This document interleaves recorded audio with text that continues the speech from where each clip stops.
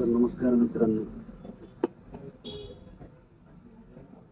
तर नवीन वर्षाची सुरुवात झालेली आहे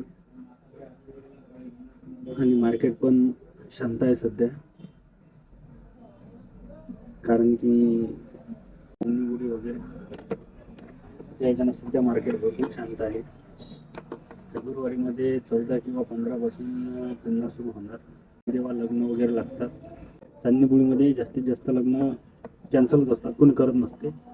काही रीतिरिवाज आहेत ते प्रत्येकजण पाळतो. तो आम्हाला एकच काम आहे, दुकानमध्ये या, झाडपूस वगैरे करा, दिवा वगैरे लावा, उधारी वगैरे जमा करायची असेल ते करून टाका, उधारीवाल्यांना कॉल करावी.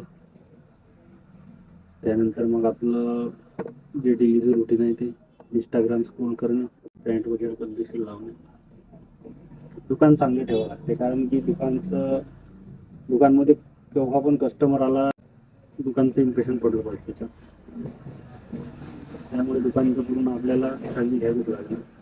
आणि असं प्रत्येक धंद्याला असं म्हण आहे ना, जो दिखता है वही विकता है. त्यामुळे करावंच लागते ते. जर तुम्हाला कोणत्या टॉपिकवर व्हिडिओ लागत असतील किंवा दुकानाबद्दल काही माहिती हवी असेल तर कमेंट करा. जेवढी मला माहित असेल तेवढी मी सांगणार तुम्हाला व्हिडिओद्वारे. बाहेरचा व्ह्यू बघता का तुम्ही?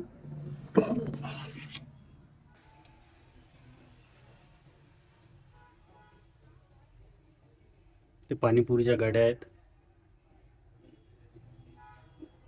जास्त करून हा मार्ग थांबण्याचाच मार्ग आहे, हा चालता फिरता असा धावता मार्ग नाही आहे. आणि बाजूलाच इथं बसस्टँड पण आहे,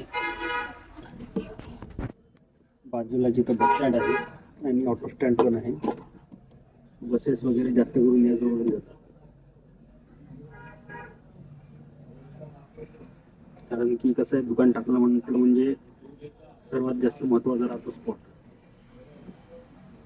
जर आपलं दुकानात जर साईडला असणार तर मग कसं, ज्यांना माहिती आहे त्यांना माहिती राहतेच, पण ज्यांना माहिती नाही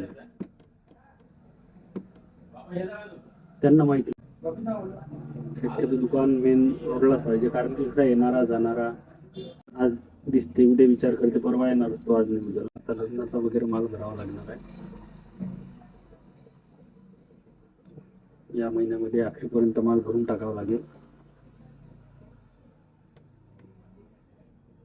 चला ठीक आहे मग मित्रांनो.